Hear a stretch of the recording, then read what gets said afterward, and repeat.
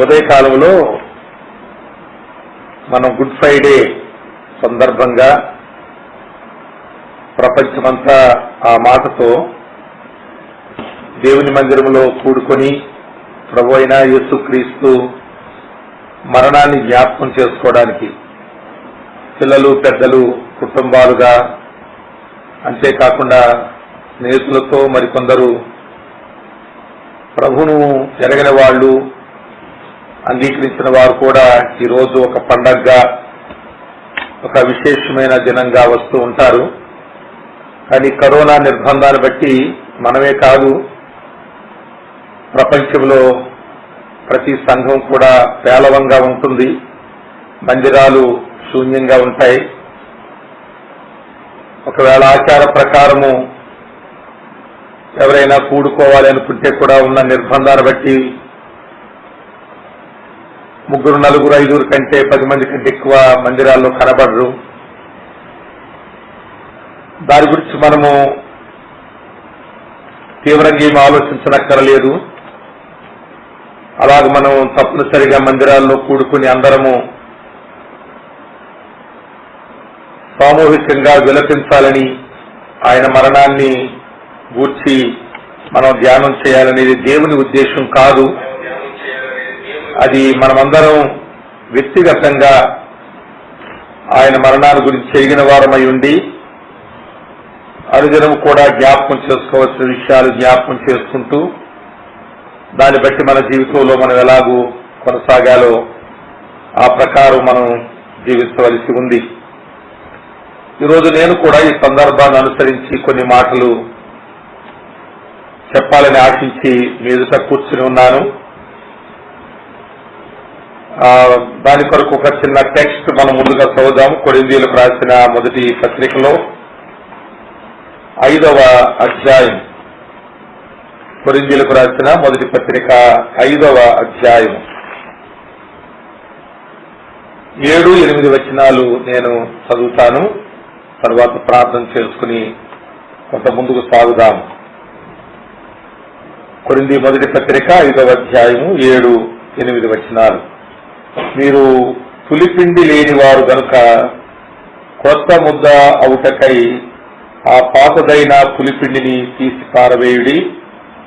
ఇంతేకాక క్రీస్తు అను మన పస్కా పశువు వధింపబడిను. క్రీస్తు అను మన పస్కా పశువు వధింపబడిన కనుక పాతదైన పులిపిండితోనైనను దుర్మార్గతయు దుష్టత్వమునను పులిపిండితోనైనను కాకుండా 8వ వచనంలో నిష్కాపట్యమును సత్యమునను పులియని రొట్టెతో పండుగ ఆచరించము. ప్రార్థన చేసుకుందాం. ప్రియుడైన మా తండ్రి, మీ పరిశుద్ధ నామంలో మేము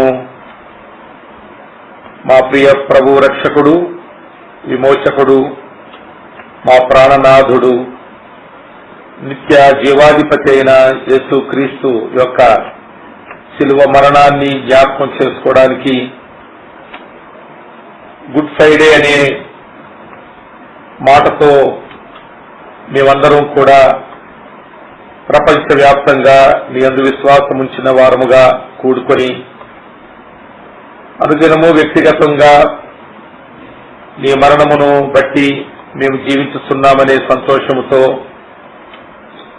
నీ యందు కొనసాగుతూ ప్రపంచవ్యాప్తంగా ఉన్న క్రైస్తవులు సామూహికంగా అక్కడక్కడ అనుకుంటున్న బట్టి కూడుకున్నా ప్రభువా ఒకే ఉద్దేశంతో కూడుకుంటూ ఉన్నారు.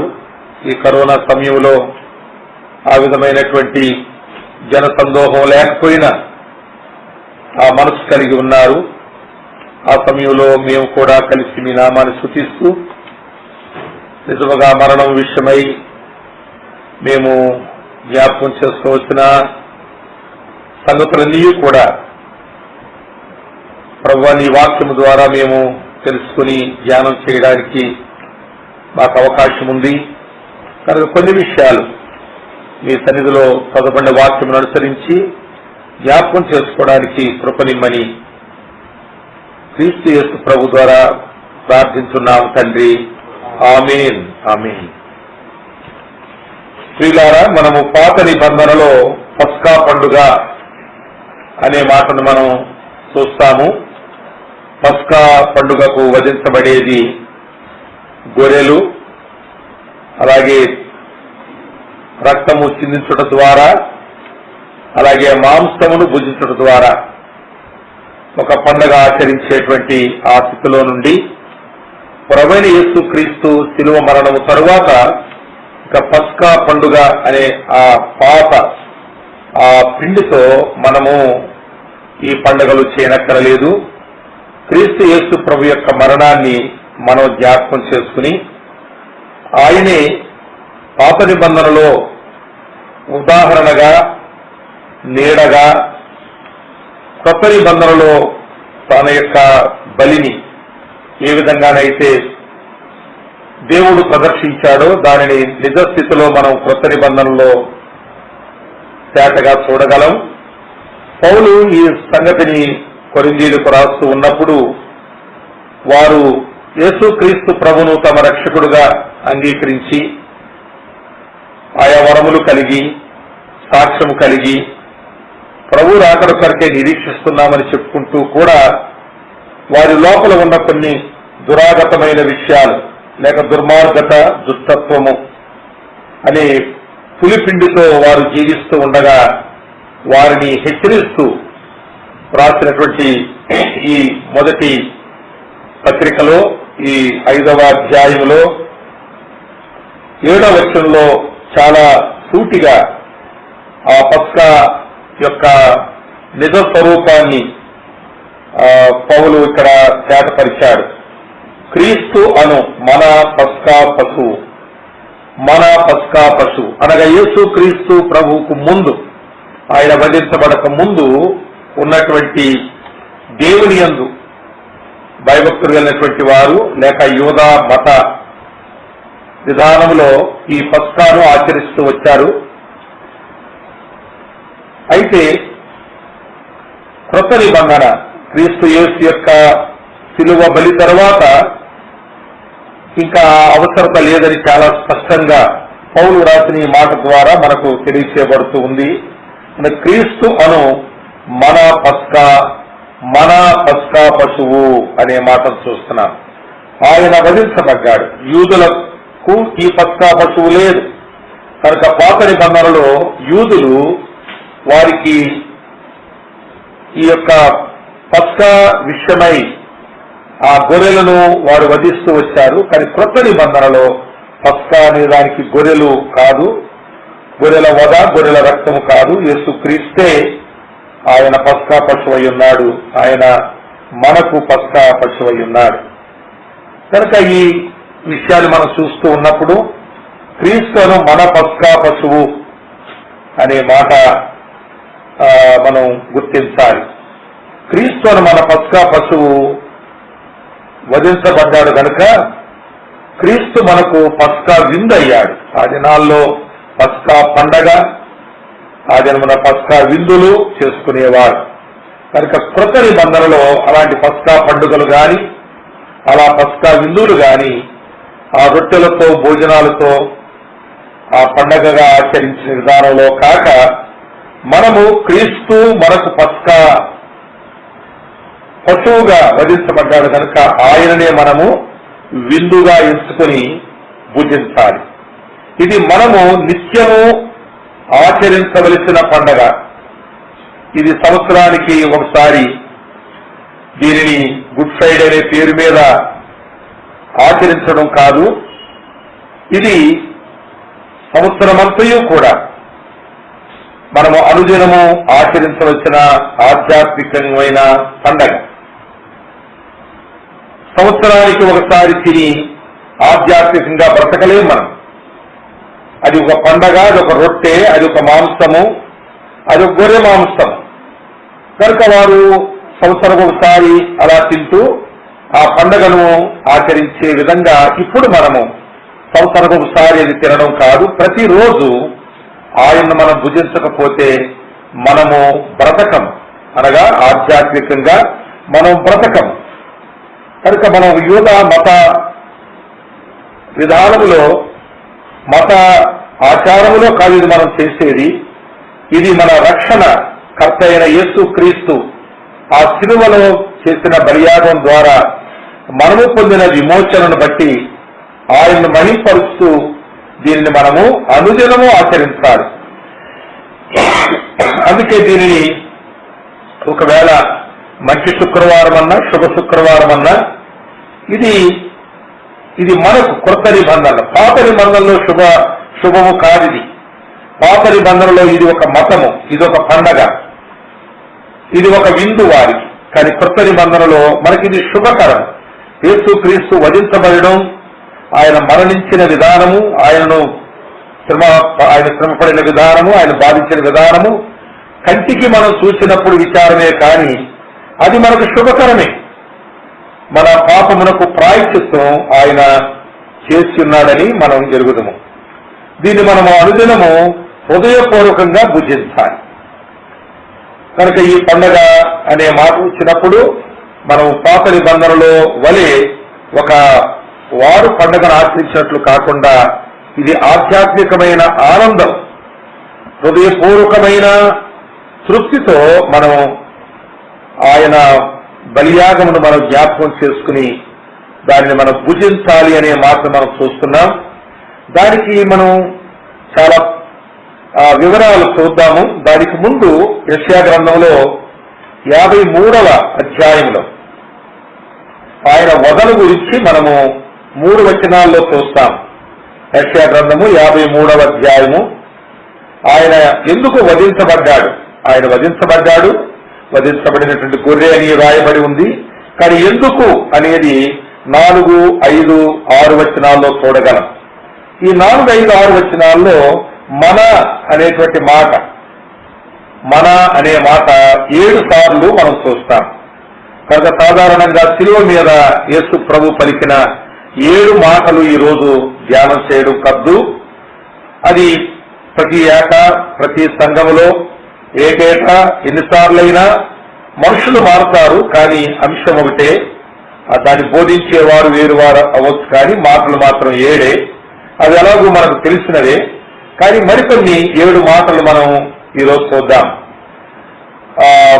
53వ అధ్యాయం యెషయా గ్రంథం 4, 5, 6 వచనాల్లో మీరు బైబిల్ తెలుసుంటే మన అని వ్రాసి ఉన్న దగ్గర మీరు రౌండ్ ఆఫ్ చేస్తే అలా మనకు 7 దొరుకుతాయి.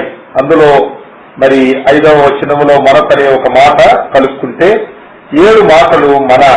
మన యేసు క్రీస్తు ప్రభు ఆయన శిలువ మీద చేసిన బలియాగం, పస్కా పశువుగా వధించబడి ఆయన చేసినటువంటి ఆ బలియాగం ద్వారా మనకేమి జరిగింది, మనకేమి కలిగింది అనేది మనం ఈ 4, 5, 6 వచనాల్లో చూస్తున్నాం. అందులో మొదటి మాట చూస్తే నిశ్చయముగా అతడు మన రోగములను భరించెను. ఆయన శిలువ మీద చేసినటువంటి కార్యాలు, ఆయన యొక్క బలియాగము మనకే విధంగా ఉపయోగపడిందో 4వ వచనంలో మొదటి మాట మన రోగములను ఆయన భరించెను.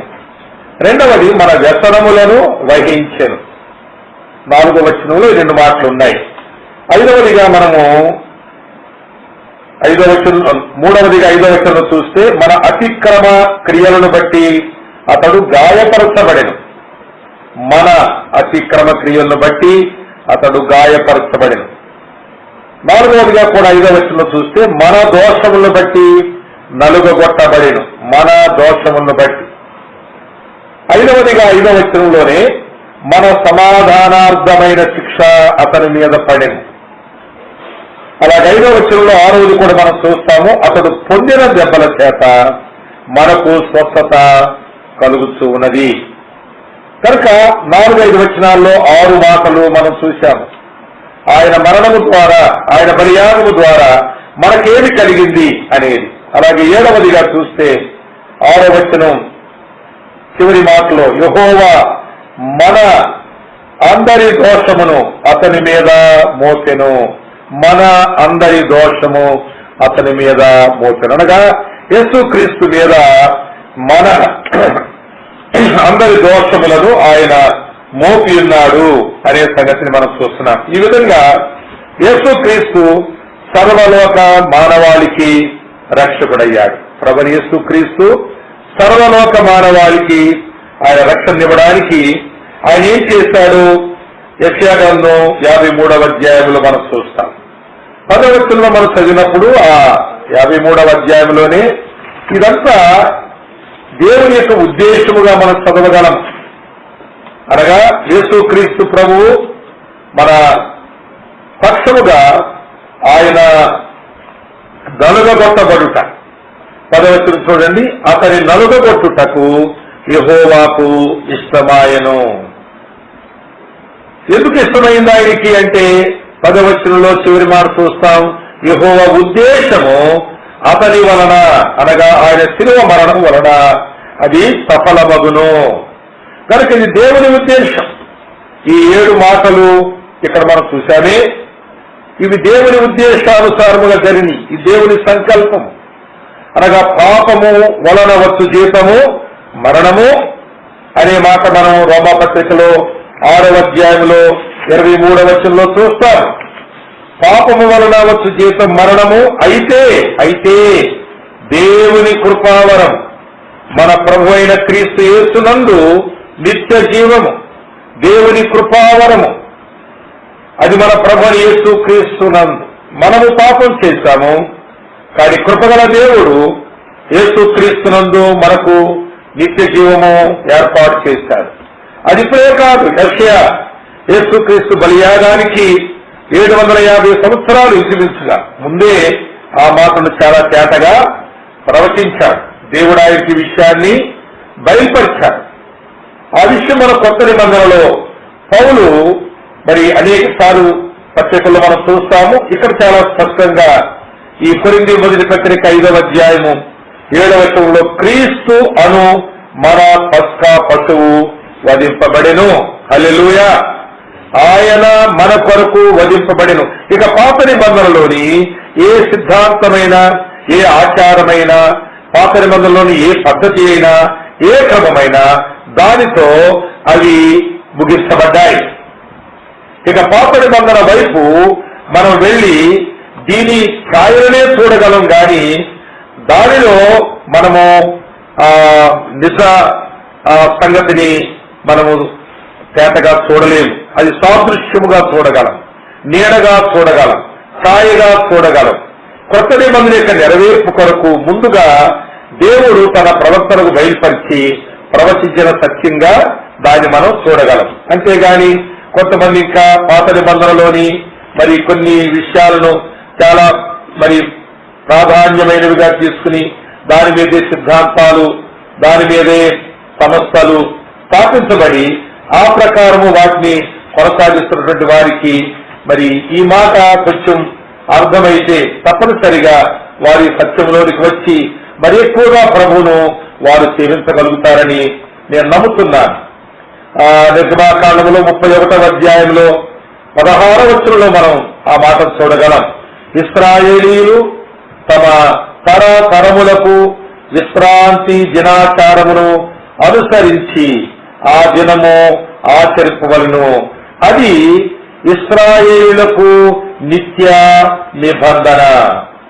అది ఇశ్రాయేలులకు నిత్య నిబంధన. ఇప్పుడు మనం ఇశ్రాయేలు కాదు, ఇప్పుడు మనము క్రైస్తవులము, క్రీస్తు వారం. ఆయన విమోచన ద్వారా రక్షణని అనుభవంలోనికి వచ్చాం. అనగా ఆచారములు, పద్ధతుల వల్ల మనకు రక్షణ కలుగదు గాని యేసుక్రీస్తు యొక్క బలియాగము ద్వారానే రక్షణ కలుగును అని దేవుడు అనాదిలో సంకల్పించిన ఆయన సంకల్ప సత్యమును మనము యేసుక్రీస్తు శిలువ మరణములో మనం చూస్తాం. అందుకే పౌలు చాలా సూటిగా రాశాడు, క్రీస్తు అను మన పస్కా పశువు వధించబడెను. There ends the whole Old Testament. దానితో పాత నిబంధన యొక్క నియమాలు, దాని స్టాట్యూట్స్ అన్ని కూడా రద్దు చేయబడ్డాయి, అవన్నీ కూడా ముగించబడ్డాయి. మరి ఇప్పుడు చదివినటువంటి నిర్గమాకాండములోని ఆ యొక్క 31వ అధ్యాయంలోని మాట కూడా చాలా తేటగా మనం గ్రహించక, ఇశ్రాయేలులకు, అది యూదాజనులకు, కానీ క్రైస్తవులకు కాదు. అది క్రీస్తులోనికి వచ్చిన తర్వాత క్రీస్తు ఆయన పాత నిబంధనలో ఉన్నటువంటి వాటిని క్రొత్త నిబంధనలు లేక ఆ 10 ఆజ్ఞలను ఆయన ఉటంకించి కొండ మీద ప్రసంగంలో 5వ అధ్యాయంలో చాలా స్పష్టంగా చెప్పాడు. ఆ ఆజ్ఞల్లో ఒక అక్షరాన్ని, ఒక పొల్లును కూడా ఎవరు కూడా కొట్టివేయడానికి వీల్లేదు అనేటువంటి శాసనము కలిగిన ఆ పాత నిబంధనలోని అనేకమైన విషయాలను యేసుక్రీస్తు ప్రభువు తిరగరాశాడు. ఆయన నరహంతకుల గురించి రాస్తూ నరహత్య చేసిన వారికి శిక్ష ఉంది, వ్యభిచారం గురించి రాస్తూ వ్యభిచారం చేసిన వారికి శిక్ష ఉంది, వారిని మత దోషకులుగా అలాగే పాపులుగా ఎంచి రాళ్లు పెట్టి కొట్టి చంపేయడం,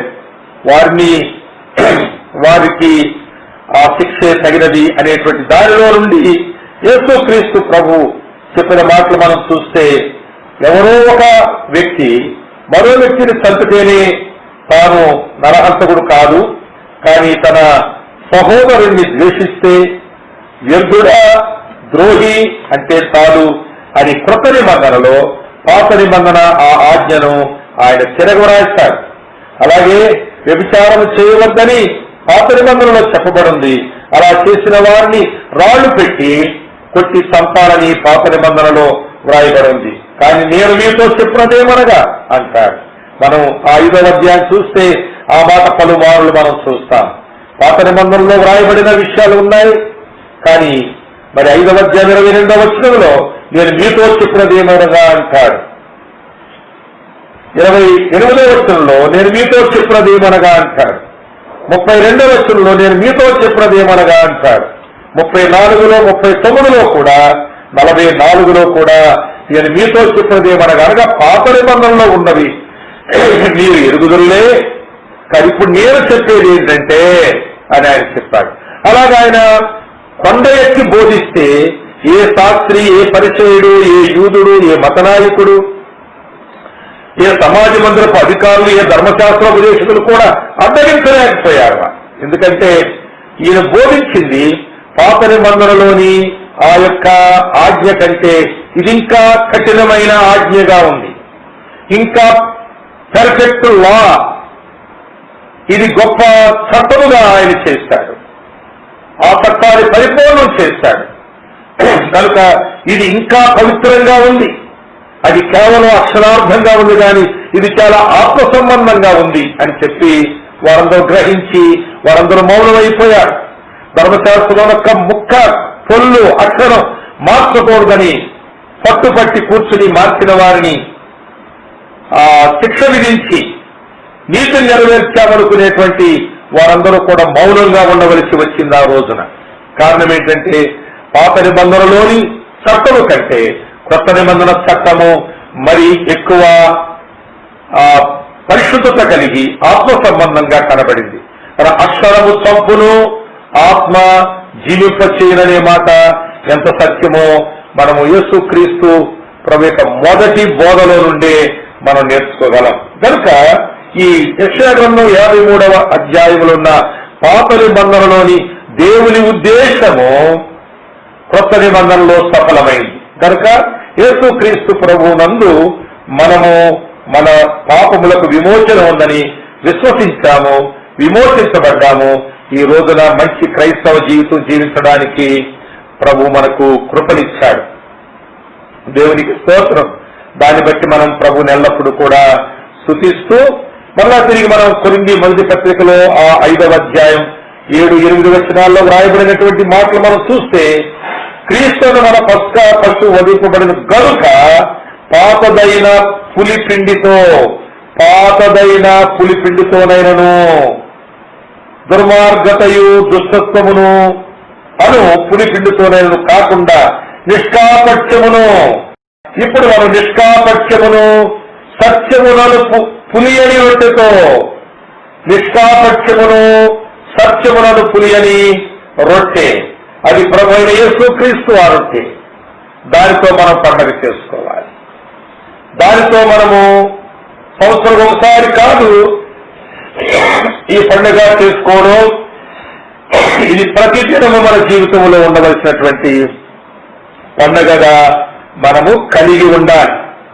దీన్ని మనము యోహాను సువార్తలోకి వెళ్లి 6వ అధ్యాయంలో ఈ భోజనము ఈ పులియని పిండితో మనం చేసుకునే భోజనం ఏంటో 6వ అధ్యాయంలో 27వ వచనం నుండి 29వ వచనం వరకు 7 భోజన పదార్థాలను మనం అక్కడ చూడగలుగుతాం.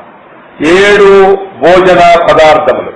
వీటిని ప్రతిరోజు మనము భుజించబద్దులమై ఉన్నాం. సంవత్సరానికి గుడ్ ఫ్రైడే అని పేరు పెట్టుకుని కాదు,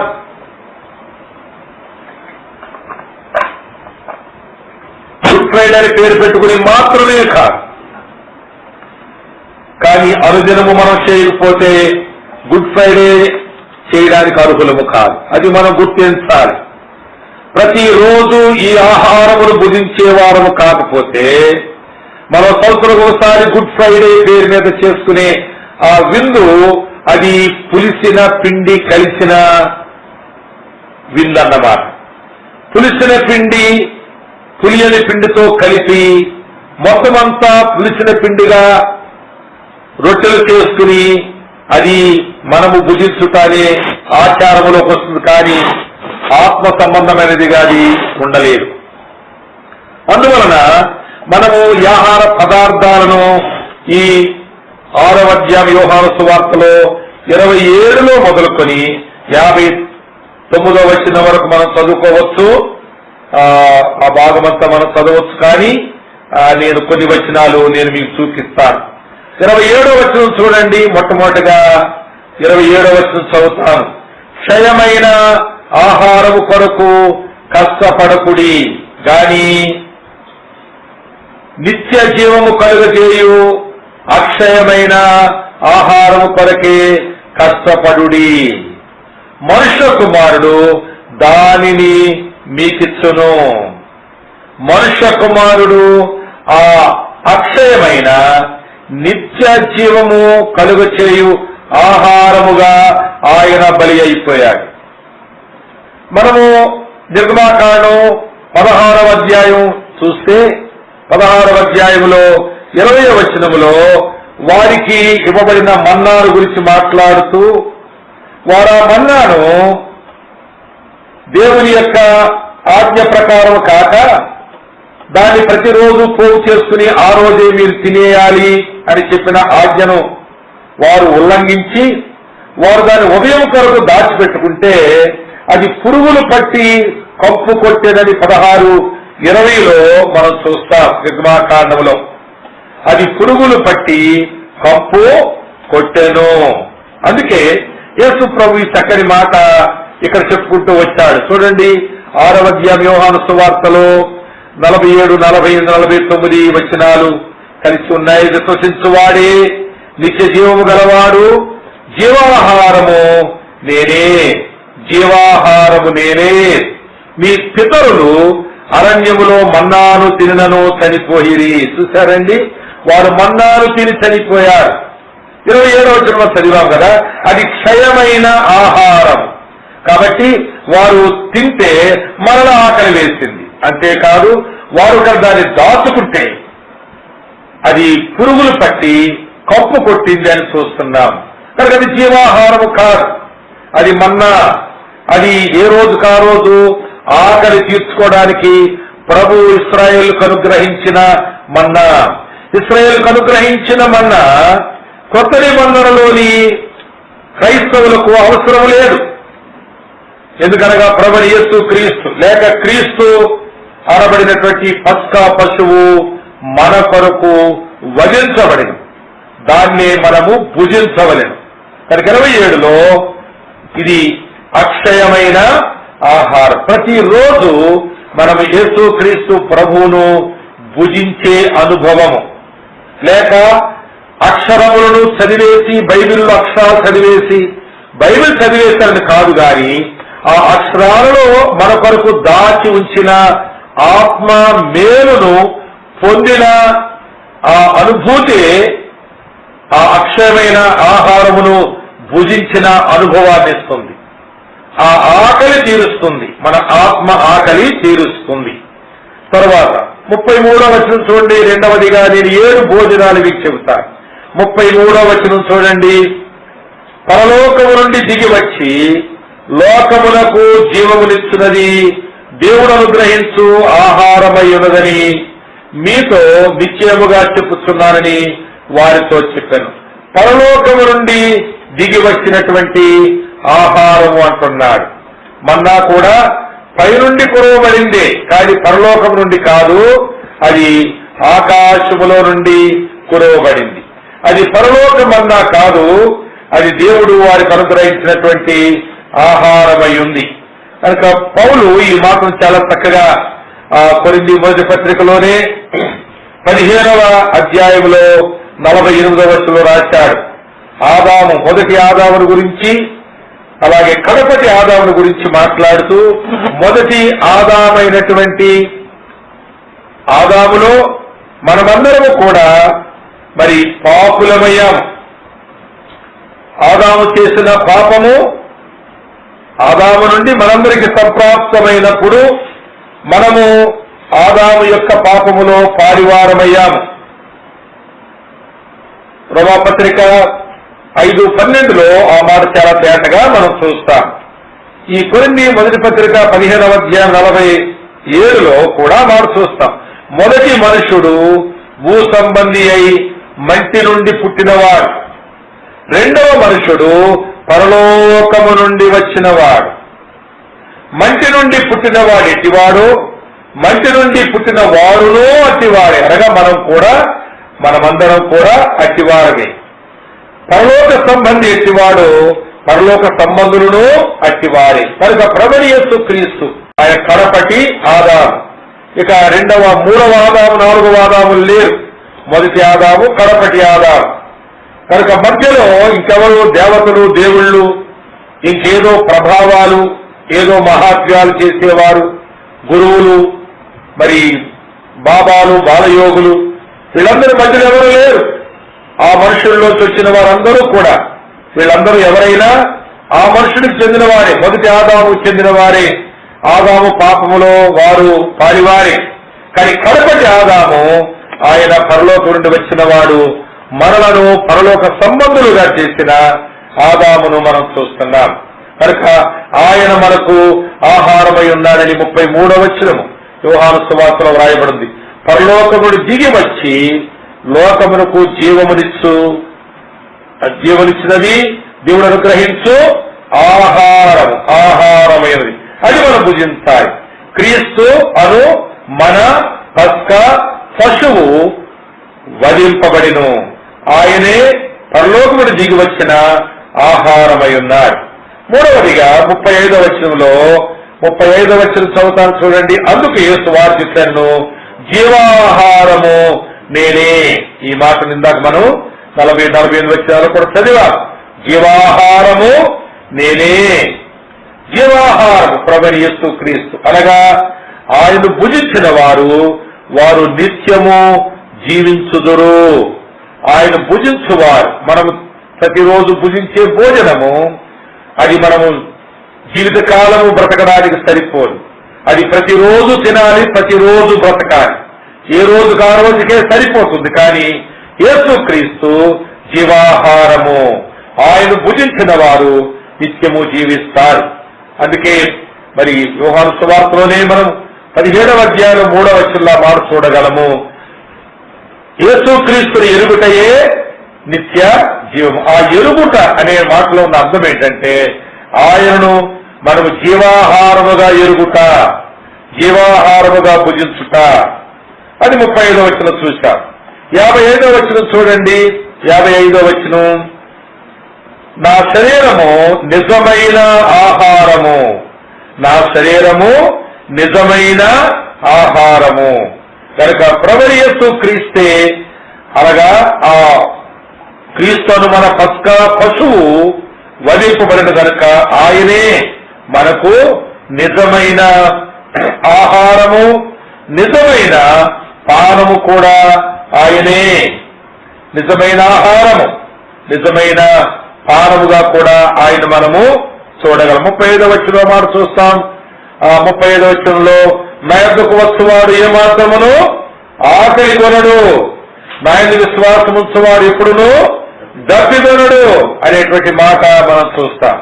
ఈ మాటనే ఆయన సమరయ స్త్రీతో కూడా 4వ అధ్యాయంలో 14వ వచనంలో మాట్లాడట మనం చూస్తాం. నేనిచ్చు నీళ్లు త్రాగు వాడెప్పుడును దప్పిగొనడు, పైగా నేను వారికిచ్చు నీళ్లు నిత్య జీవములకై వారిలో ఊరడి నీటి బుగ్గగా ఉండునని ఆమెతో చెప్పాను. కనుక యేసు క్రీస్తు ప్రభు ఆయన మన నిజమైన ఆహారము, నిజమైన దప్పిక తీర్చేవాడు కూడా ఆయనే. మరి చాలా మంది క్రైస్తవులు అనబడిన వారు, విశ్వాసులు అనబడిన వారికి కూడా కొన్ని దాహాలు తీరలేదు. వారికి దాహాలు తీరక ఆయన విడిచి పాపములో పడి ఆనందిస్తున్న వారు కొందరైతే, మరికొంతమంది ఏదో సంపాదనలు, ఆస్తులు, లేక కొన్ని దాహాలు, మా పిల్లలు గొప్పవారు కావాలి, వారిని అమెరికాకు పంపించాలి, వారిని గొప్ప ధనవంతులుగా చేయాలని తాపత్రయపడే తల్లిదండ్రులు కూడా ఉన్నారు. ఇంకా సంపాదించాలనే దాహము తీరంత సంపాదించేవారు ఉన్నారు. నిజమైన ఆహారము ప్రభువైన యేసుక్రీస్తును తినిన నిజమైన క్రైస్తవులు, నిజమైన ప్రాణము చేసిన క్రైస్తవులు ఎప్పుడూ ఆకలి కొనరు, ఇంకా వారు దప్పికొనరు అనే మాటలు మనం చూస్తాం. కనుక ఇలాంటి మరి మన జీవితం ఎలా ఉన్నాయో పరీక్షించుకోవడానికి కూడా ఈ గుడ్ ఫ్రైడేని, ఈ సందేశాన్ని మనం ఉపయోగించుకోవచ్చు. 58వ వచనం చూస్తే, ఆయన నిత్య జీవాహారముగా, ఇదే పరలోకం నుండి దిగి వచ్చిన ఆహారము, పితరులు మన్నాను తెలియ చనిపోయినట్టు కాదు, ఈ ఆహారము తినవాడు ఎల్లప్పుడూ జీవించునని నిశ్చయముగా మీతో చెప్పుచున్నాను. అనగా నిత్య జీవమునిచ్చు ఆహారం, నిత్య జీవం. ఇది తిన్నవారు నిత్య జీవము. 27వ వచనంలో ఆ మాటే మనం చూశాం. నిత్య జీవం కలిగే ఆహారం ప్రభువైన యేసుక్రీస్తు. 54లో కూడా మాట చూశాం మనం, నిత్య జీవము కలిగే ఆహారం ప్రభువైనటువంటి యేసుక్రీస్తు. కనుక 58వ వచనంలో ఈ మాట మనం చూసినప్పుడు, ఆహారం భుజించువారు నిత్య జీవమునకు వారసులవుతారు, నిత్య జీవము వరకు వారు జీవిస్తూ ఉంటారు, నిత్య జీవములో ప్రవేశించటకు అర్హులుగా ఎంచబడతారు. 56వ వచనం మరోసారి చూడండి. 56వ వచనం, నా శరీరము తిని నా రక్తము త్రాగువాడు నా యందును నేను వారి యందును నిలిచి ఉండును. అనగా మనము క్రీస్తు యేసునందు ఒకరి యందు ఒకరు నిలిచి ఉండుట అనేటువంటి అనుభవం యోహాను సువార్తలోనే మనము 15వ అధ్యాయములో ఆ మాట చూడగలం. చూడండి 7వ వచనం చూడండి. నా యందు మీరును మీ యందు నా మాటలను నిలిచి ఉండిన ఎడల అనే మాట. ఇంక దానికంటే ముందు కూడా 4వ వచనంలో మనం చూడగలము, నా యందు నిలిచి ఉండుట. 4వ వచనం ప్రారంభంలో మీ యందు, నా యందు నిలిచి ఉండుడి, మీ యందు నేను నిలిచి ఉందును.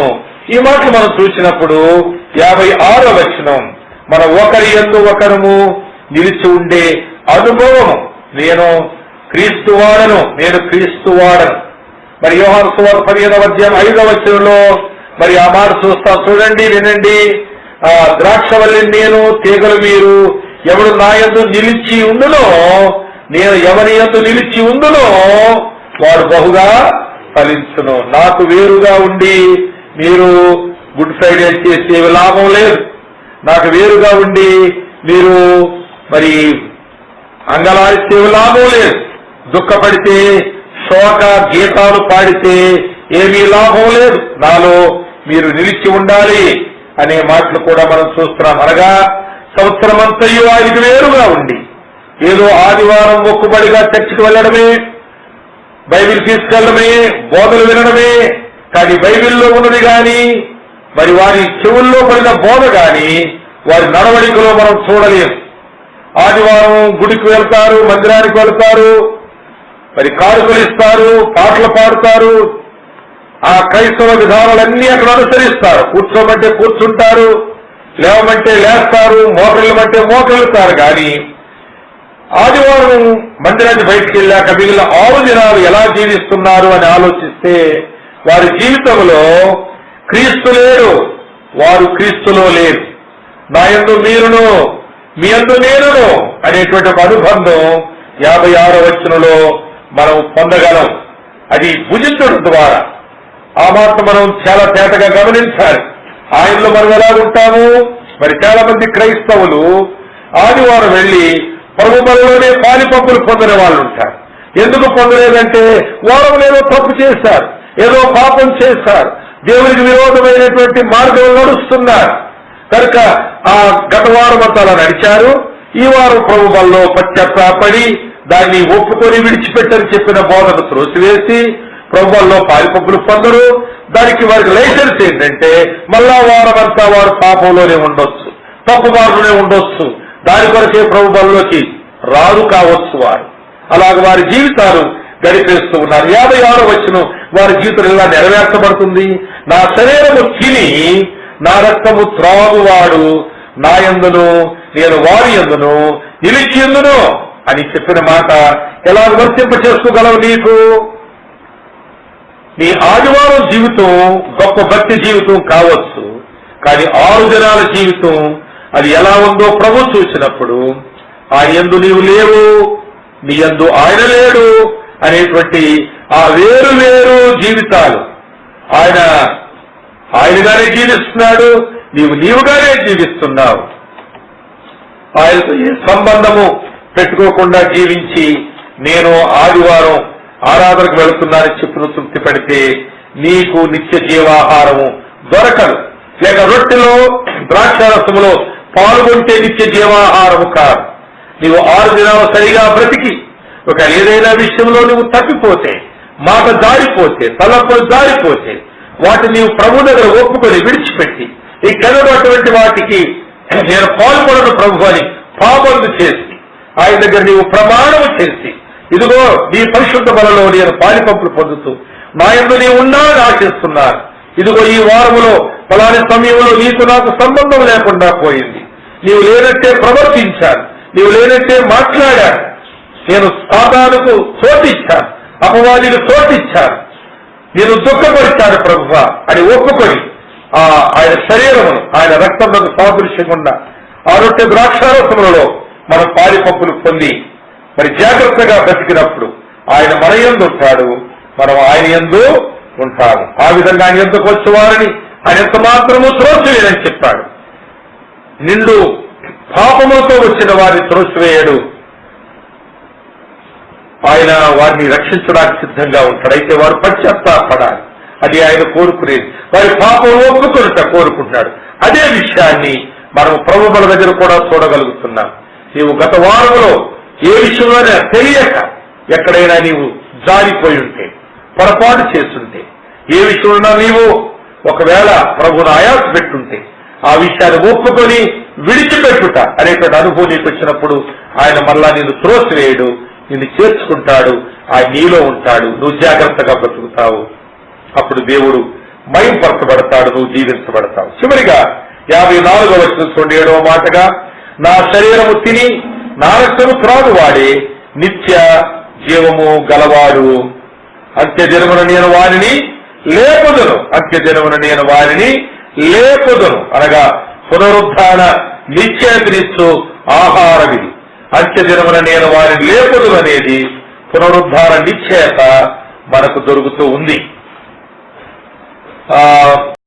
కొరింథీయులకు రాసిన మొదటి పత్రికలో 15వ అధ్యాయం 23వ వచనం చాలా చక్కని మాట. అనేక సార్లు నేను జ్ఞాపకం చేస్తూ ఉంటాను, విశ్వాసులు ఈ మాటను మర్చిపోకూడదు. ఇక్కడ ఒక క్లాస్ మనకు కనిపిస్తుంది. 15వ అధ్యాయం 23వ వచనంలో ప్రతి వాడును తన తన వరుసలోనే బ్రతికింపబడును, ప్రథమ ఫలము క్రీస్తు, తరువాత క్రీస్తు వచ్చినప్పుడు ఆయన వారు బ్రతికింపబడుదురు, ఆయన వారు బ్రతికించబడుదురు అనేటువంటి మాట నేను చూసినప్పుడల్లా నేను ఆయన వారను కనుక నేను బ్రతికించబడతాను, నేను బ్రతుకుతాను. పునరుద్ధారుడైన క్రీస్తుతో నేను కూడా పునరుద్ధార అనుభవంలోనికి వస్తాను. సమాధి చేయబడిన క్రీస్తును లేపిన దేవుడు నా సమాధిలో నుండి నన్ను లేపుతాడు, నాకు పునరుద్ధారం ఉంటుందని నిశ్చయత ఎవరికి కలుగుతుందంటే ఆయన శరీరమును తిని ఆయన రక్తమును త్రాగువాడే. అనగా ప్రభు యొక్క పరిశుద్ధ బల యందుకు మనము వచ్చినప్పుడల్లా ఎప్పుడైతే అది మనం కలిగి ఉంటామో, బహుశా మన అనుకూలతను బట్టి ప్రతి ఆదివారము సంఘముగా కూడినప్పుడు మనము ప్రభు బలను కలిగి ఉంటూ ఉన్నాము. అది చాలా మంచి విధానం. కొందరు మరి దానిని 3 నెలలు, మరికొందరైతే మరి డిసెంబర్ 31వ తేదీ రాత్రి ప్రభు బలం తీసుకుంటారు. మరి కొంతమంది మరి రాత్రి తీసుకోవాలి, పగలు కాదు, రాత్రి, ప్రభు రాత్రి భోజనం కనుకని రాత్రి అంటారు. మరికొంతమంది ఇది ఒక పస్కా పండుగ అనేటువంటి ఒక ఆచారముతో, అనగా పాత నిబంధన అక్షరార్థమైన ఆచారముతో సంవత్సరం ఒకసారి వారు ఆ పస్కా పండుగ ఆచరించి ఆ రోజు తీసుకుంటూ ఉంటారు. కానీ ప్రియులారా, ఇది ఏ ఆచారానికి చెందింది కాదు. అది నీ యొక్క విమోచన కొరకై అర్పించబడిన శరీరము, చిందించబడిన రక్తమని నీవు వివేచించి దానిలో నీవు పాలిపంపులు పొందడానికి ఎన్నిసార్లు అవకాశం వస్తే అన్నిసార్లు పాలిపంపులు పొందుట నీకు బలమే, నీకు జీవమే, నీకు పునరుద్ధార నిశ్చయతను అది కలుగ చేస్తుంది. కనుక ఈ సమయంలో మరి చాలా సమయమైంది. మనము ప్రభువైన యేసుక్రీస్తు మరణాన్ని జ్ఞాపకం చేసుకునే సందర్భంలో క్రీస్తు అను మన పస్కా పశువును మనం ఆ శిలువ మీద వధించబడిన వాడుగా మనం చూస్తాము. అలాగే అనుదినము చూడాలి. అనుదినము ఈ 7 ఆహారాలు మనం భుజించాలనగా 6వ అధ్యాయం 27వ నుంచి 59వ వరకు ఉన్నటువంటి ఆ వచనాలను మనం ధ్యానం చేశాము. కనుక ఈ వచనాల్లో ఉన్న ప్రభువైన యేసుక్రీస్తు మనకు ప్రతిరోజు కావాలి. గుడ్ ఫ్రైడే ఒక్కరోజు కాదు, ప్రతిరోజు కావాలి. మనం సంవత్సరం ఒకసారి గుడ్ ఫ్రైడే రోజులు తింటే మనము బ్రతకలేము, ఆధ్యాత్మికంగా బ్రతకలేము. మరి పౌలు ఫిలిప్పీయులకు రాసి మాట రాశాడు, మీరు మీ సొంత రక్షణలో అనుదినము కొనసాగాలి. ప్రతిరోజు మీరు ఒక రిపోర్ట్ తీసుకోవాలి మీ మనసాక్షిలో నుంచి. ఈ రోజు నేను నా సొంత రక్షణలో నేను కొనసాగానా, కాపాడుకున్నానా, నా నీతిని, నా పరిశుద్ధతను కాపాడుకున్నానా అని నీ మనసాక్షిలోంచి ఒక రిపోర్ట్, ఒక ప్రింట్అవుట్ తీసుకోవాలి ప్రతిరోజు. దాన్ని చదువుకొని ఆ తర్వాతే పడకకు వెళ్ళాలి. అది చదువుకున్నప్పుడు నీ మనస్సాక్షి, నా మనస్సాక్షి మన మీద నేరారోపణ చేస్తే దాన్ని ఒప్పుకోవాలి. దాన్ని ప్రభు దగ్గర ఒప్పుకోవాలి. మన నిద్రకు ముందే ఒప్పుకోవాలి. మన ప్రభు యొక్క క్షమాపణ, కృపను పొందాలి. నిద్రలోకి వెళ్ళేటప్పుడు పశ్చాత్తాపముతో వెళ్ళాలి. ప్రభువాని అనుగ్రహములకు నన్ను పాత్రని చేసినందుకు వందనాలని చెప్పి కృతజ్ఞతతో వెళ్ళాలి. ఈ రాత్రే ప్రభు వస్తే నా పడక మీద నుంచి ఆయన రాజ్యం వెళ్తారని నిశ్చయతతో మన పడకకు వెళ్ళాలి. కనుక ఈ భోజనం మనం చేస్తే ఈ 7 భోజన పదార్థాలు 7 కూడా ప్రతిరోజు మన ఇస్తర్లో వేసుకుని భుజించి మన ప్లేట్లో వేసుకునే పదార్థాల్లాగా మన యొక్క ఆ హృదయంలో వీటిని మనము కలుపుకుని వాటిని భుజించాలి, అనుభవించాలి. చివరిగా నేను శిలువ ధ్యానములో మరో 7 మాటలు మీకు చెప్పాలని ఆశిస్తున్నాను. ఆ 7 మాటలు క్లుప్తంగా చెబుతాను. 7 మాటల్లో ఉన్నటువంటి ప్రత్యేకత ఏంటంటే, ఆయన శిలువ ద్వారా మేలులు పొందిన 7 మనుషులను నేను మీకు సూచిస్తాను. ఆయన శిలువ ద్వారా మేలులు పొందినటువంటి మనుష్యులు. అందులో మొదటి మనుష్యుడు నీవే నేనే అని అనుకుంటే, ఆ 7లో మనం చేరకపోయినా మనము ఆ మాట అనుకోవాలి. వీళ్ళందరికంటే ముందు వాడు నేనే అని అనుకోవాలి. వాళ్ళందరూ పొందినటువంటి మేలులను చూసి మనం ఏదో నేర్చుకున్నాము, తెలుసుకున్నాము అనుకోవడం కాదు. ఆ మేలులు పొందిన వారందరికంటే ముందు నేను మేలు పొందిన వాడుగా మనం ఎంచుకుంటే ఈ మేలులు మనకు మేలులుగా అర్థమవుతాయి. మరికొంత మనకు ఉద్యోగం కలుగుతుంది, ప్రోత్సాహం కలుగుతుంది. కనుక శిలువ మీద ప్రభువైన యేసుక్రీస్తు బలి అవ్వట ద్వారా ఆ శిలువ మేలులు పొందిన ఆ మొట్టమొదటి వ్యక్తి ఆ పేతురును మనం చూస్తాం. చూడండి, లూకా సువార్తలో 22వ అధ్యాయంలో, లూకా సువార్త 22వ అధ్యాయం, పేతురు ఆ మేలును పొందినట్లుగా మనం చూస్తాం. 22వ అధ్యాయం 54వ వచనం నుంచి ఆ మాటలు మనము చదువుకోవచ్చు. 54లో చదువుకోవచ్చు మనము. అక్కడి నుండి మనం 62 వరకు కూడా ఆ వచనాలు చదవచ్చు, కానీ సమయం లేదు కనుక ఒక మాట చెప్తాను, వినండి. ప్రభువైన యేసు క్రీస్తు మీద సిలువను మోపి ఆయనను ఈడ్చుకుంటూ వస్తూ ఉన్నారు, ఆయనను బాధిస్తూ వస్తున్నారు, ఆయనను హేళన చేస్తూ వస్తున్నారు. 56వ వచనంలో అప్పుడు ఒక చిన్నది ఆ మంట వెలుతురు అతడు కూర్చుంట చూచి, అనగా పేతురును కూర్చుంట చూచి తేరి చూచి వీడును అతనితో కూడా ఉండేనని చెప్పాను. అందుకు పేతురు, అమ్మాయి నేను అతను ఎరుగను అన్నాడు. ఎరుగను అని చెప్పాడు. కానీ మరొకడు అన్నాడు, లేదు నీవును వారితో ఒకరిగా ఉన్నావని పేతురుతో చెప్పాడు. అప్పుడు పేతురు అంటాడు, ఓయి నేను కాను అని చెప్పాడు. అయితే వాళ్ళు అతని మాట విని ఊరుకున్నారు. 29వ సంవత్సరం నుంచి ఒక గడియ తరువాత మరి ఒకడు, నిజముగా వీడును అతనితో కూడా ఉండెను, వీడు గలిలేడని దృఢముగా చెప్పాను. అందుకు పేతురు, ఓయి నీవు చెప్పినది నాకు తెలియదనెను. అతడిక్కను మాట్లాడుతుండగా వెంటనే కోడి కూర్చాను. యేసు ప్రభు చెప్పాడు కదా, కోడి కూయక ముందే నేను నన్ను ఎరగరా నువ్వు బుకాయిస్తావని చెప్పాడు.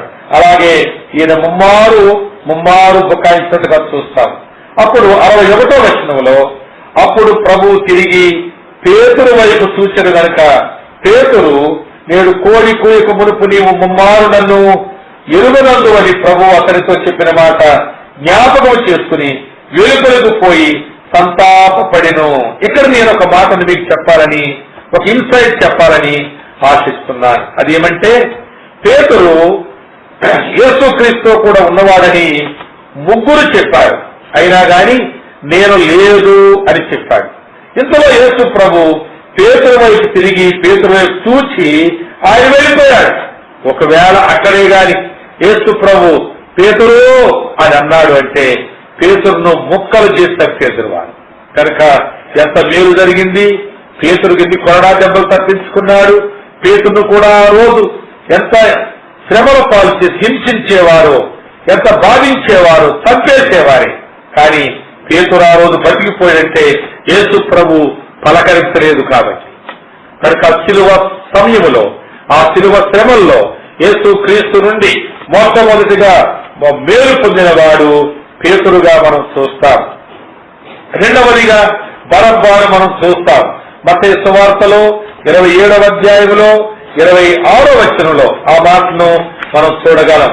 బైబిల్ కలిగి ఉన్న వారు తీయండి, మిగిలిన వారు జాగ్రత్తగా ఆ మాటలు వినండి. 26వ అధ్యాయం 27వ అధ్యాయము 27వ అధ్యాయం 26వ వచనంలో ఆ మాటని చదువుతాను.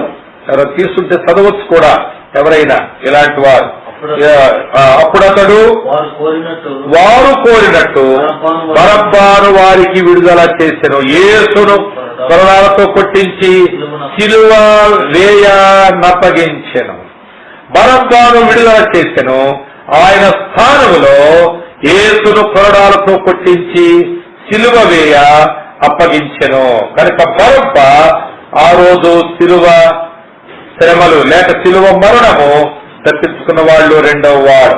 మూడవ వాడు మనం చూస్తే లూకాసు సువార్తలో 23వ అధ్యాయంలో 43వ వచనంలో మరి దొంగను మనం చూస్తాం. లూకాసు సువార్త 23:43లో నేడు నీవు నాతో కూడా పరదేశంలో ఉందువని ఆ రెండవ దొంగతో నిశ్చయముగా ఆయన చెప్పిన మాటను మనం చూస్తాం. కనుక దొంగ నిత్య జీవము పొందాడు.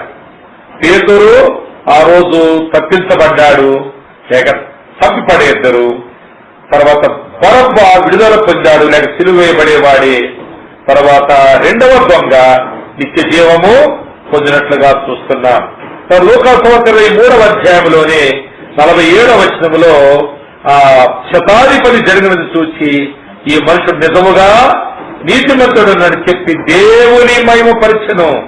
దేవుని మహిమపరచనే మాట ఆయన యేసుక్రీస్తు ప్రభును తన సొంత రక్షకుడుగా అంగీకరించి ఉండకపోతే దేవునికే మహిమ లేదు. యేసు ప్రభు చాలా మంచోడు, ఆయన ప్రేమ గలవాడు, ఆయన పాపులందరి కొరకు మరణించిన వాడు. యేసు దేవుడంత గొప్ప దేవుడు లేడు, యేసు ప్రభు అంత గొప్ప ప్రేమ గలవాడు లేడు. ఆయన స్వస్థపరుస్తాడు, ఆయన దెయ్యాలలో కొడతాడు, ఎన్ని మాటలు చెప్పుకున్నా దేవునికి మహిమ లేదు. కానీ ఒక వ్యక్తి రక్షించబడితేనే దేవునికి మహిమ. పరలోకములది విందు, దేవుడు తన దూతలతో ఆయన ఆనందిస్తాడు. కనుక శతాధిపతి దేవుని మహిమపరిచేది ఏదన్నా ఉంటే తన హృదయములో యేసుక్రీస్తును రక్షకుడుగా అంగీకరించి ఉంటేనే తప్ప మరొక విధంగా దేవుడు మహిమపరచబడే విధానము లేదు. కనుక ఈ 47వ వచనం ప్రకారం చూస్తే ఆ శతాధిపతి యేసుక్రీస్తు ప్రభువును అంగీకరించాడు, దేవుని మహిమపరిచాడు. శిలువ మేలుల్లో 4వ మేలు పొందిన వ్యక్తి ఎవరంటే శతాధిపతిగా చూస్తాం.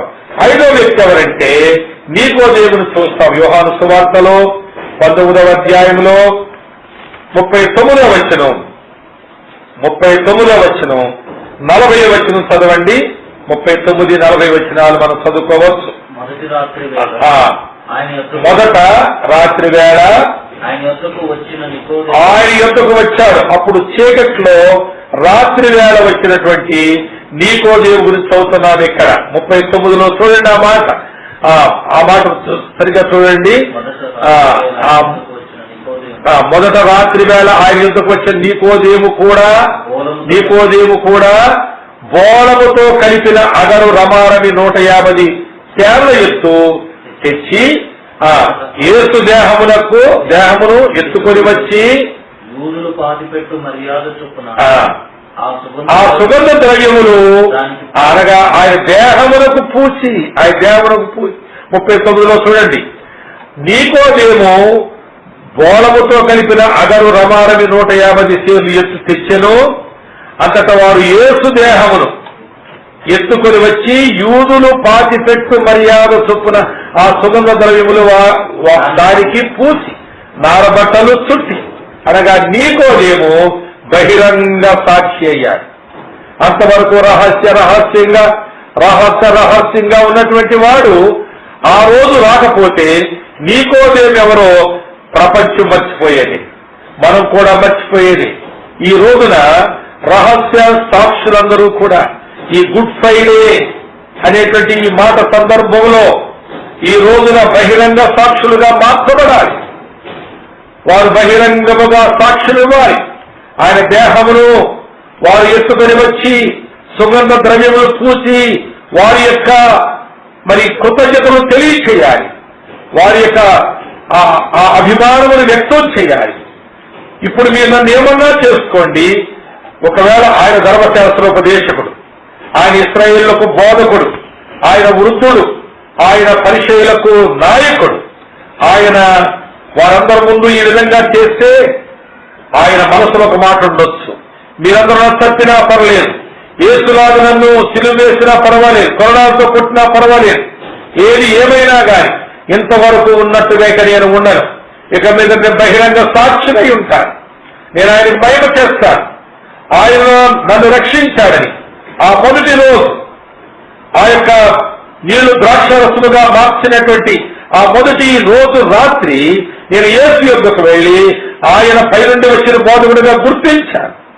అయితే ఆయన నాకు చేసిన బోధ ద్వారా నేను మారుమనసు పొందాను. ఆ తర్వాత నేను దాన్ని బహిరంగంగా సాక్ష్యంగా చెప్పుకొని అందరి వల్ల నేను సాక్షిగా ఎవరికి సాక్షి ఇవ్వలేకపోయాను. ఇదిగో ఇప్పుడు నేను సాక్ష్యం ఇస్తున్నాను.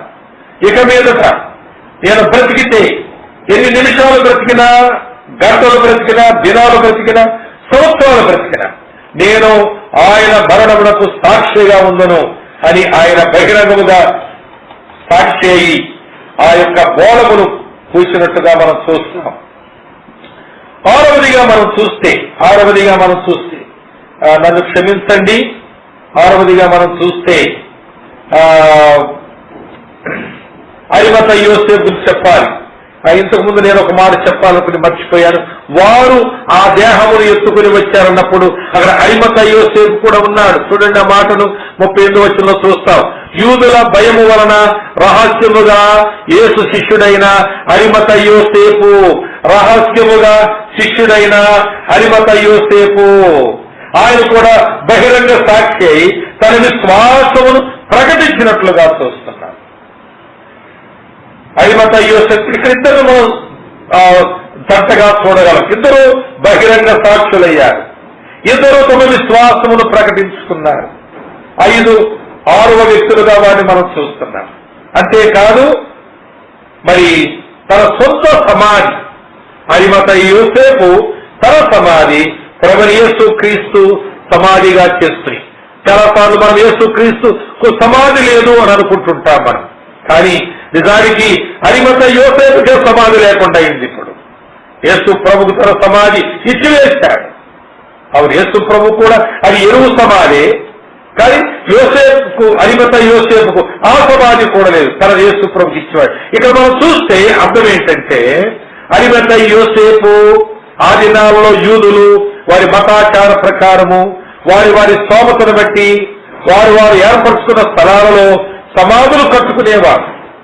ఆ సమాధులకు ఎంతో విలువ ఉండేది, ఎంతో ఘనత ఉండేది, ఒక ప్రత్యేకత ఉండేది. కానీ తన ఘనత, తన విలువ, తన ప్రత్యేకత అంతా కూడా ఆయనకు అప్పగించాడు. ఎందుకో తెలుసా? నా సావు ఎక్కడ జరిగితే జరిగింది, నన్ను ఎక్కడ పెడితే పెట్టారు, ఏదైతే అది అవుతుంది. ఒకవేళ నన్ను విడిచిపెడితే కుళ్ళిపోతాను, ఎముకలు గూడయ్యి అది కూడా గాల్లో మట్టిలో కలిసిపోతుంది. ఇక నేను ఉండకుండా పోతాను లోకములో, దాంతో నాకు పని లేదు. కనుక క్రైస్తవులు సమాధుల కొరకు పోరాడనక్కర్లేదు. క్రైస్తవులు సమాధి ఎక్కడో చచ్చిపోతే ఆలో తీసుకుపోనక్కర్లేదు. ఎక్కడైనా వారు నిజ క్రైస్తవులైతే వారెక్కడ భూస్థాపన చేసినా మరలా లేపబడతారు. వారెక్కడ పెట్టినా వారికి నిరీక్షణతో వారు సమాధికి వెళ్లారు, లేక మరణానికి వెళ్లారు. కనుక వారి సమాధి పునరుద్ధారం చెందిన సమాధిగా ముద్రించబడిన సమాధి. కనుక వారు ఎక్కడ చనిపోతే అక్కడే పాతి పెట్టవచ్చు. ఒకవేళ భర్త చనిపోయిన దగ్గరే భార్య పాతి పెట్టాలని, భార్య పక్కనే భర్తను పాతి పెట్టాలని, కుటుంబం అంతా ఒక దగ్గరే పాతి పెట్టాలని వేలు లక్షలు ఖర్చు పెట్టుకుని ఆ విధంగా మరి ఒక దగ్గరికి శవాలు తీసుకొస్తున్నారు. అది మనకు అవసరం లేదు, అది మనకు ఏ మాత్రం అవసరం లేదు, ఆ ఆలోచనే అవసరం లేదు. ఆ సమాధుల్లోకి వెళ్ళి వాటికి మళ్ళా దండలేసి, వాటికి మళ్ళా సున్నలేసి, గోరీలు కట్టించి, కొంతమంది గోరీలు కట్టిస్తూ ఉంటారు. ఇది మా వాళ్ళు సమాధిని గుర్తు కొరకు కట్టిస్తుంటారు. అంటే మన గుర్తు కొరకు కట్టిస్తే ఏమి లాభం? ప్రభువైన యేసుక్రీస్తు లోకానికి వచ్చినప్పుడు మనం లేపబడేటువంటి గుర్తు ఆయనలో ఉండాలి, ఆయనలో మనం గుర్తించబడాలి. కాబట్టి అరిమతయి యోసేపు తన సమాధికి ప్రాధాన్యత లేదు. ఎక్కడ పెట్టినా, ఏం చేసినా, పెట్టకపోయినా, కుళ్ళిపోయినా నా శవం ఏమీ కాదు, నాకు నిత్య జీవమున్నది. యేసుక్రీస్తు బహిరంగముగా ఆయన వెళ్లి ఆ పిలాతు దగ్గర ఒక గొప్ప మాట మనం చూస్తాం. ఆ పిలాతు దగ్గరికి ఆయన వెళ్ళినప్పుడు మార్క్స్ వార్తలో ఆ మాట చూస్తాం మనం. తెగించి అనే మాటను ఆ 15వ అధ్యాయంలో, మార్క్స్ వార్త 15 అధ్యాయంలో ఆ మాట బహుశా మనం చూడగలమనుకుంటా. అరిమతయి యోసేపు తెగించి వెళ్లి యేసు దేహమును అడిగినట్లుగా మనం చూస్తాము. చూడండి ఆ మాట 43వ వచనం, మార్క్స్ వార్త 15:43లో సాయంకాలమైనప్పుడు అరిమతయి యోసేపు తెగించి వాట్ డస్ ఇట్ మీన్? తెగించి అన్న మాటకు అర్థం ఏంటంటే, నన్ను చంపినా పర్వాలేదు, నన్ను కూడా వాళ్ళు కొరడాలు హింసించినా పర్వాలేదు, సిలువ వేసినా పర్వాలేదు, నేను వెళ్తాను. బహిరంగముగా వెళ్ళాడు. పిలాతును అడిగాడు. ఆ దేహమును నీకోదేము కూడా వెళ్ళాడు. నీకోదేము, పిలాతులు ఇద్దరూ కూడా రహస్యంగానే వారు జీవిస్తూ ఉన్నారు. యూదుల భయము వలన రహస్యంగా బ్రతుకున్నారు. వారు వెళ్ళారు, ఆ దేహాన్ని దించారు, వారు బోళముతో శుభ్రం చేశారు, ఆ సన్నపునార ఆ వస్త్రాలు ఆయన చుట్టారు. సమాధి ఇద్దరు కలిసి సమాధి చేశారు. ఏ సమాధిలో? అరిమతయి యోసేపు సమాధిలో. అంటే తాను తన సమాధి విషయం పట్టించుకోదు. ఇక మనం సమాధుల విషయం పట్టించుకోవక్కర్లేదు. ఎందుకంటే మనం తిరిగి లేపబడే వాళ్ళం, నిత్య జీవం పొందిన వారం. మన వాళ్ళు ఎవరైనా విమానంలో వస్తూ వారు సముద్రంలో విమానం కూలిపోతే, సముద్రంలో వారు చచ్చిపోతే, నిజముగా వారు విశ్వాసులైతే వారు లేపబడతారు. ఎక్కడి నుంచి లేపబడతారు? వాళ్ళ చేపలు తినేసినయ్యా, ఆ చేపలు కట్టుకొని లేస్తారా? ఈ ప్రశ్నలు ఇక్కడ కట్టలేదు. వారు చనిపోయారు. వారు ఎక్కడ కట్టబడ్డారో తెలియదు. కొన్నిసార్లు శవాలు కనబడవు, కొన్నిసార్లు మనము వారిని తిరిగి ఎప్పుడు చూడం. అయినా వారు విశ్వాసులైతే, రక్షించబడిన వాళ్ళైతే, మనం విశ్వాసులమైతే, మనం రక్షించబడిన వాళ్ళమైతే వారిని మళ్ళా చూస్తాం. అయ్యో నువ్వు సముద్రంలో పడిపోయావు, విమానంలోంచి అంటే అవును ప్రభువులను లేపాడు అని చెబుతాడు.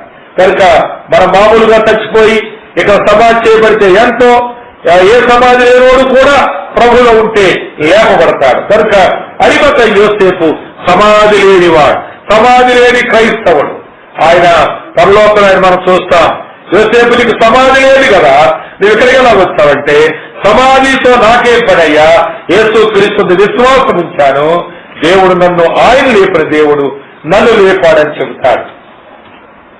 ఎక్కువగా నేను మాట్లాడుతున్నాను అనుకుంటా, అయినప్పటికీ కూడా ఇవి అవసరం, మీరు తెలుసుకోవాలి. విధేయత చూపించండి, ఈ మాటలకు విధేయత చూపించండి.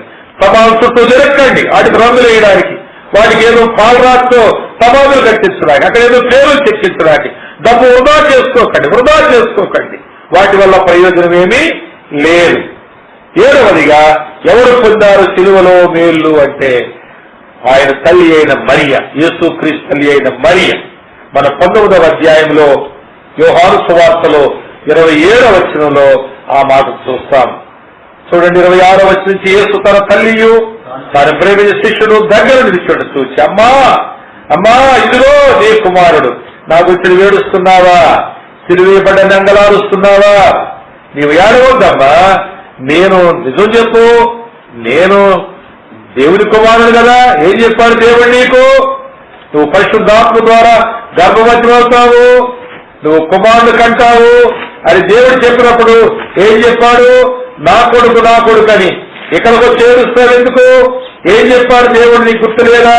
లూకాసు సువార్త 1వ అధ్యాయంలో ఏం చెప్పాడు? 35వ వచనం, దూత పరిశుద్ధాత్మని మీదికి వచ్చను, సర్వోన్నతుని శక్తి నిన్ను కమ్ముకొను గనుక పుట్టబో శిశువు పరిశుద్ధుడై దేవుని కుమారుడు అనబడను. ఏమనబడను? అమ్మా ఏమనబడుతుంది? నేను దేవుని కుమారుడు. అమ్మా నేను దేవుని కుమారుణ్ణి. అయితే నీ కుమారుడు లేడని బాధపడుతున్నావా? నువ్వు నన్ను పెంచావు 33.5 సంవత్సరాలు నేను నీతోనే ఉన్నాను. అయితే 3.5 సంవత్సరాలు నా తండ్రి పని మీద ఉన్నాను. అమ్మా నీ కుమారుడు లేడనే బాధపడకు అని 27వ వచనంలో ఇదిగో నీ తల్లి అని ఆ యోహాను చెప్పి తన తల్లిని ఆయనకు అప్పగించాడు. 27వ చోటు తరువాత శిష్యుడు చూచి ఇదిగో నీ తల్లి అని చెప్పాను. ఆ గడియ నుండి ఆ శిష్యుడు ఆమెను తన ఇంట చేర్చుకొనెను. కనుక సిలువలో మేలులు పొందిన 7 వ్యక్తులు. పేతురు తప్పించబడ్డాడు, బరబ్బా విడుదల పొందాడు, దొంగ నిత్య జీవానికి వారసుడయ్యాడు, శతాధిపతి రక్షణ పొందాడు, నికోదేము తన విశ్వాసము ప్రకటించుకున్నాడు, అరిమత యోసేపు బహిరంగ సాక్షి అయ్యాడు. వీళ్ళిద్దరూ కూడా విశ్వాసాన్ని ప్రకటించుకున్నారు, బహిరంగ సాక్షులయ్యారు. మరియా సంరక్షణకు అప్పగించుకుంది. మరియా కూడా యూదురాలే, ఆమె కూడా ఆధ్యాత్మిక సంరక్షణ కావాలి. యేసు ప్రభువును కనడానికి దేవుడు వాడుకున్న ఆమెకు కూడా ఆధ్యాత్మిక రక్షణ కావాలి, సంరక్షణ కూడా కావాలి. కనుక ఆధ్యాత్మిక సంరక్షణ కొరకు ఆమెను యోహాన్ని తన శిష్యునికి ఒకరికి అప్పగించాడు. అందుకే అపొస్తలుల కార్యములో 1వ అధ్యాయంలో 14వ వచనంలో మరియను బైబిల్లో చివరిగా చూస్తాం. కానీ ఎక్కడ చూస్తామంటే సంఘములో చూసినట్టుగా చూస్తాం. అందరూ వీరితో కూడా కొందరు శిష్యులను, స్త్రీలను యేసు తల్లి అయిన మరియయు ఆయన సహోదరులను ఏక మనసుతో ఎడతెక్క ప్రార్థన చేసింది. ఆమెకు సంరక్షణ దొరికింది కనుక ఇక్కడ ఆమె తాను తర్వాత యేసుక్రీస్తు తరువాత కలిగిన కుమారులతో కూడా ఇక్కడ మనకు కనిపిస్తుంది. ఇంకో మాట చెప్పాలంటే కుటుంబంతో కనిపిస్తుంది. యోసేపు లేడు. యోసేపు గురించి ఇప్పుడు అప్రస్తుతంగానే ఒక మాట చెప్పాలని ఆశిస్తున్నా నేను. యోసేపు ఎందుకు పుట్టాడు అంటే గర్భవతి అయిన మరియను రాళ్లతో కొట్టి ఆ యొక్క ధర్మశాస్త్ర సంబంధమైన తీర్పరులు కొట్టి చంపకుండా కాపాడకు పుట్టాడు. రెండవది ఆమె గర్భములో ఉన్న యేసుక్రీస్తును ఆ 9 నెలలు ఆమెను సంరక్షించడానికి, గర్భంలో యేసు క్రీస్తును ఆమెను సంరక్షించడానికి ఆయన పుట్టాడు. 30 సంవత్సరాలు యేసు క్రీస్తును పెంచడానికి పుట్టాడు. ఆ తరువాత యోసేపు ఏమయ్యాడు బైబిల్ చెప్పడం లేదు. కనుక యోసేపు ఎందుకు పుట్టాడంటే ఆయన కారణ జన్ముడు. ప్రియ సోదరి సోదరుడా, ఈ గుడ్ ఫ్రైడే రోజున ఈ వాక్య ధ్యాన సమయంలో నీవు ఎందుకు పుట్టావు, ఎందుకు పెరుగుతున్నావు, నువ్వు చనిపోయిన తర్వాత నీ గతి ఏంటి, నీ స్థితి ఏంటి, అంతా కూడా యేసుక్రీస్తు ప్రభునందు నీవు ధ్యానం చేయవచ్చు. ఆయన యందు నీవు సంపాదించుకోవచ్చు. నీవు ఒక ఉద్దేశంతో దేవుడు నిన్ను పుట్టిస్తే ఆ ఉద్దేశం కొరకే బ్రతుకు. నీవు ఆ ఉద్దేశము కొరకే అంతము వరకు బ్రతికి నీవు సాక్షార్థమైన మరణంలోకి వెళ్ళు, నీవు మరలా లేపబడతావు. గుడ్ ఫ్రైడే రోజున యేసుక్రీస్తు చచ్చిపోయాడు హో అని వాళ్ళంతా ఊరేగడం 3 దినాల కంటే 3 దినాల తర్వాత అందరూ దాక్కున్నారు. వాళ్ళందరూ కూడా ఏం చేయాలి, ఈ చంపేశామని చెప్పుకున్నాం, ఇప్పుడు తీరా చూస్తే బతికారంట, ఇప్పుడు ఏం చేయాలి అని వాళ్ళందరూ సమస్యలో పడ్డారు. వాళ్ళందరూ తర్వాత అపొస్తలుల కార్యములో 2వ అధ్యాయంలో అందులో చాలా మంది యేసు ప్రభువును నమ్ముకున్నట్టుగా మనం చూస్తాం. 2వ అధ్యాయంలో పేతురు బోధ చేస్తూ చెబుతాడు, మీరు సిలువ వేసిన యేసునే దేవుడు ప్రభువు గారు క్రీస్తు గారు నియమించెను. ఇది ఇశ్రాయేలు వంశమంతయు కలిసి చేసిన పని, యూదా మతము చేసినటువంటి దుష్ట కార్యము అని మీరు రూఢిగా తెలుసుకోండి అన్నప్పుడు వారందరూ పేతురు బోధ విని 37వ వచనంలో వారు ఈ మాట విని హృదయములో నొచ్చుకొని, సహోదరులారా మేమేమి చేతుమని పేతురును కడమ అపొస్తలులను అడిగారు. ఆయన సువార్త చెప్పాడు. ఇంచుమించు 3,000 మంది వీళ్ళారా ఆ సిలువ వేసినప్పుడు ఆ సిలువ మరణాన్ని చూసిన వారు ఎంతమంది ఉన్నారో మనకు తెలియదు, కానీ నేను అనుకుంటున్నాను అంతకంటే ఎక్కువ మంది రక్షించబడ్డారనుకుంటున్నాను. సిలువ వేసిన వాళ్ళు 100 మంది, తోడాపుత్రులు ఎంతమందో చెప్పలేము, కానీ రక్షించబడిన వారి సంఖ్య 3,000 అంటే నేను అనుకుంటున్నాను ఆ రోజు ఉన్నవారి కంటే ఎక్కువ మంది రక్షణ పొందారు. నీ రక్షణ విషయం ఏంటి? ఈ రోజు పండగ వచ్చావు, ఆచార రీతిగా వచ్చావా, ఆత్మ సంబంధిగా వచ్చావా, అక్షరార్థమైన పస్కా పండుగ అనే దృష్టితో వచ్చావా, లేక యేసు క్రీస్తు అను నా పస్కా పశువు నా కొరకు వధించబడింది అని ఆ ఒంటరి విశ్వాసిగా అనుదినము ఆయన ఆరాధిస్తూ ఆయన భుజిస్తూ, అయితే అందరితో సంఘముతో ఆరాధించడానికి నువ్వు వచ్చావేమో లేక రాలేకపోయావేమో, ఏమైనా నీ పునరుద్ధార విషయంలో మరి ఈ రోజు ఒక నిశ్చయతలోనికి నువ్వు రాగలగాలి. మనకి ఇది ఎందుకు మంచి శుక్రవారం, why it is Good Friday అంటే ఇందులో మనకు ఒక విందు దినం, ఇది విందు దినము. దాని కొరకు వధించబడినటువంటి పశువు ప్రభు అయిన యేసుక్రీస్తే. ఇది నీ రక్షణలో ఒక గొప్ప మరి ఆనందదాయకమైన విషయముగా ఉండాలి.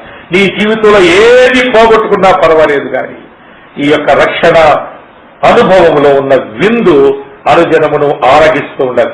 ఏది పోయినా పర్లేదు, ఈ అదృశ్యమైన ఈ విందు అనుజనము నీవు అనుభవిస్తూ ఉండాలి. ఏది పోయినా పర్వాలేదు, ఏది ఉన్నా ఏది లేకపోయినా రాకపోయినా పర్వాలేదు. అట్టి కృప ఈ వాక్యం వింటున్న ప్రతి ఒక్కరికి దేవుడు అనుగ్రహించడానికి సిద్ధపరిచి ఉంచాడు. దీన్ని నీవు పొందుటకు సిద్ధముగా ఉన్నావా? తలలు వంచండి, ప్రార్థన చేద్దాం.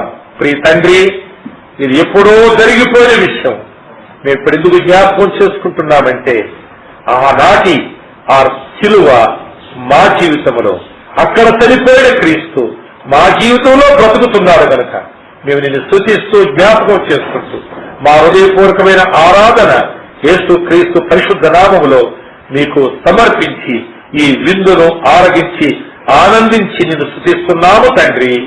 ఆమేన్, ఆమేన్, ఆమేన్. God bless you all.